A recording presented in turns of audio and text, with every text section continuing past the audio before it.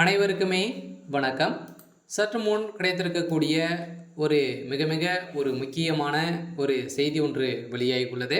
சற்று முன் செந்தில் பாலாஜியை வீடு புகுந்து தூக்கிய டெல்லி போலீஸ், இது மாதிரி வந்து பார்த்திங்கன்னா செய்திகள் வந்து வெளியாகிருக்கு. ஸோ இந்த நிலையில் தான் அனைவருக்குமே தெரியும் வந்து பார்த்தீங்கன்னா, இந்திய வரலாற்றிலேயே முதல் முறையாக டாஸ்மார்க்கில் நடந்த ஒரு மாநிலமாக திகழக்கூடிய ஒரே ஒரு அரசு வந்துன்னு பார்த்தீங்கன்னா, திமுகவுடைய அரசியல் தான் பார்த்தீங்கன்னா, இப்போ டாஸ்மார்க் தலைமையகத்திலே வந்து ரைடுகள் நடந்திருக்கு. ஸோ இந்த ரைடின் அடிப்படையில் தான் முதல்வர் ஸ்டாலின் அவர்கள் வந்து மௌனம் காக்குவது ஏன் அப்படின்ற மாதிரி கேள்விகள் எழுப்பிக்கக்கூடிய நிலையை தான். இதற்கு உறுதுணையாக இருந்திருக்கக்கூடிய திமுகவுடைய தலைமையகமே சேர்ந்து பார்த்தீங்கன்னா, தெல்லாங்காட்டி வேலை பார்க்கக்கூடிய நிலையை தான் இந்த டாஸ்மார்க் தலைமை அலுவலகமே தலைமையகமே பார்த்தீங்கன்னா திமுகவுடைய கண்ட்ரோல் தான் வந்து இருக்குது. இருந்தாலுமே அந்த செந்தில் பாலாஜியுடைய தலைமையில் விட்டுருக்காங்க. ஸோ இந்த நிலையில் தான் செந்தில் பாலாஜி அவர்கள் வந்து பார்த்தீங்கன்னா இப்போ வீடு புகுந்து தூக்கியிருக்கக்கூடிய சம்பவம் பெரும் அதிர்ச்சியை வந்து ஏற்படுத்தியிருக்கு. ஸோ ஏற்கனவே அண்ணாமலை அவர்கள் வந்து சொல்லியிருந்தார், ஸோ திமுகவில் அடுக்கடுக்காக சிக்க போகிறாங்க அப்படின்ற மாதிரி. ஸோ நிறைய விமர்சனங்கள் வந்து செய்திருந்த நிலையில் என்னை வச்சு கை வச்சு பார் அப்படின்ற மாதிரி செந்தில் பாலாஜி அவர்களும் சொல்லியிருந்த நிலையில் இப்போ அண்ணாமலை அடைத்த சம்பவத்தினால இப்போ திமுகவே பீதியெல்லாம் வந்து இருக்காங்க. ஸோ இதை பற்றி இந்த வீடியோவில் நம்ம முழுமையாக பார்க்கலாம். ஸோ அதுக்கு முன்னாடி நம்ம சேனலுக்கு வந்து இப்போ தான் நீங்கள் முதல் முறையாக வந்திருக்கீங்க அப்படின்னா மறக்காமல் நம்மளுடைய சேனலை சப்ஸ்கிரைப் பண்ணி சப்போர்ட் பண்ணுங்கள்.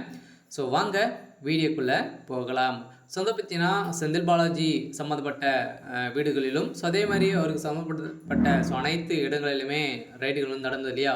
ஸோ அவரை தொடர்ந்து திமுக சேர்ந்த ஜெகத் ரக்ஷன் அவர்கள் வந்து பார்த்தீங்கன்னா அவருடைய வீட்டிலும் அவருடைய டாஸ்மார்க் அலுவலகங்களிலும் பார்த்தீங்கன்னா ரைடுகள் நடந்தது. இந்த ரைட்டின் அடிப்படையில் தமிழகம் முழுவதுமே இருக்கக்கூடிய டாஸ்மார்க்குடைய கடைகளிலும் பார்த்தீங்கன்னா ரைடுகள் நடந்திருக்கு. இந்த ரைட்டின் அடிப்படையில் தான் செந்தில் பாலாஜி அவர்கள் வந்து மிகப்பெரிய ஊழல் செஞ்சுருக்காங்க. 50,000 கோடிக்கு மேலே வந்து பார்த்தீங்கன்னா ஒரு ஒரு ஒரு மாதத்துலேயே வந்து இவ்வளோ கோடிகள் வந்து செஞ்சுருக்காங்க அப்படின்ற மாதிரி இப்போ விமர்சனங்களை வைத்திருக்கக்கூடிய நிலையில் தான் நிறைய டாக்குமெண்ட்டுகளாம் சிக்கியிருக்கு. ஸோ இதன் அடிப்படையில் செந்தில் பாலாஜியுடைய கதை ஒட்டுமொத்தமாக முடிய போகுது. மீண்டும் வந்து பார்த்தீங்கன்னா அடுக்கடுக்காக திமுகவோடு சேர்ந்த அமைச்சர்களும் வந்து சிக்கியிருக்காங்க.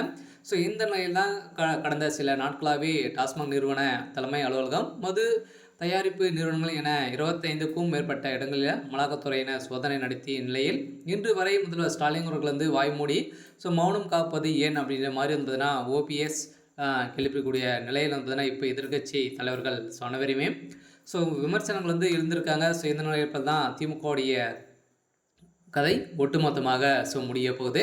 இருந்தாலுமே இப்போ செந்தில் பாலாஜி அவர்கள் வந்து பார்த்தீங்கன்னா டெல்லிக்கு தூக்கக்கூடிய நிலையில் ஏற்கனவே செந்தில் பாலாஜி அவர்கள் வந்து ஒரு மிகப்பெரிய பிரச்சனைகள் தான் இருந்திருக்கக்கூடிய நிலையில் மீண்டும் வசமாக சிக்கியிருக்காரு. இருந்தாலும் என்ன நடக்க போகுது அப்படின்றத வெயிட் பண்ணி பார்க்கலாம். ஸோ இது மாதிரி செய்திகளை தெரிஞ்சுக்கணும் அப்படின்னா மறக்காமல் நம்மளுடைய சேனலை சப்ஸ்கிரைப் பண்ணி சப்போர்ட் பண்ணுங்கள். தேங்க்யூ.